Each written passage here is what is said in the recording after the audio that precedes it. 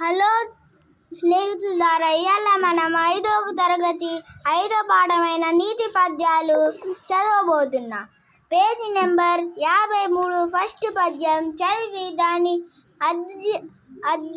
అర్థం ఏంటిదో మీకు చెప్పబోతున్నా.